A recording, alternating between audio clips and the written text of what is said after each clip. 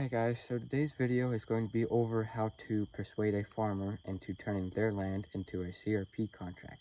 Now what is a CRP contract? What does it do and how does it work? Well, a CRP contract is good for many things. It will attract more wildlife to your land and allow it to flourish and increase the population.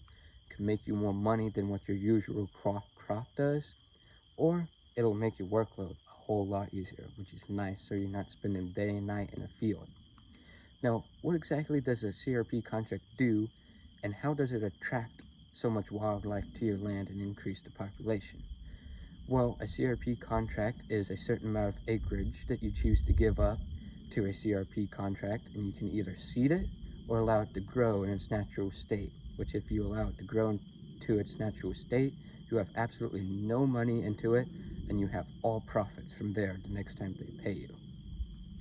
And the CRP will attract deer, fish, well, depending on fish, if you got a pond or not, which we have a pond, and it will attract pheasant, birds, ducks, pretty much almost every animal, rabbits.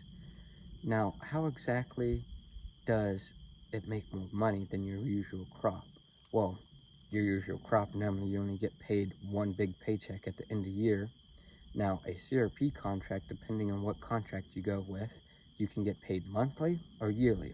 Now, I would go with monthly because overall, yeah, you get the same amount of money, but you get the smaller sums of money monthly, and it'll help out your budget and allow you to take nice vacations or something like that. Now, your prices will vary depending on how much acreage you decide to give up to a CRP contract, or depending on if you want to seed it or not.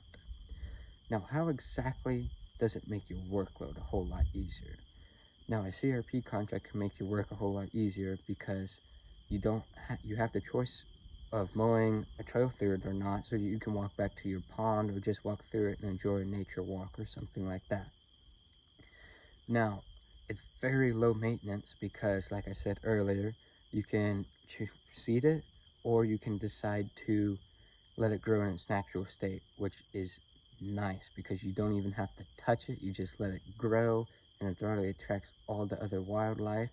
You can feed whatever animals that are on there, and the USDA Farmers Institution will allow you to mow 1 or 2 trails on there because they've had several complaints about not being able to mow trails in there.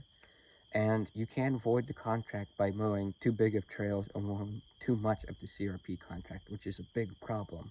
Because if you void the contract by mowing too big of a trail and mowing too much of the acreage, then you have to pay back all the money that they paid you, which is a big deal because that is a large sum of money that you have to pay back.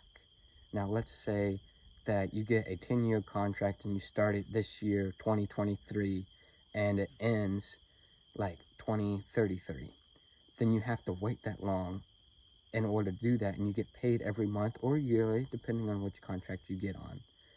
And let's say you mow through it 6 years into the contract, then you have to pay back 6 years of how much they've paid you, which sometimes it varies with how many acres you have. So let's say you have 15 acres. That's probably $1,500 that you're getting paid monthly for. Then you have to pay 12 times 1,500, how many ever months they've paid you for, back to them. So you practically have to give them their money back. That's how that works.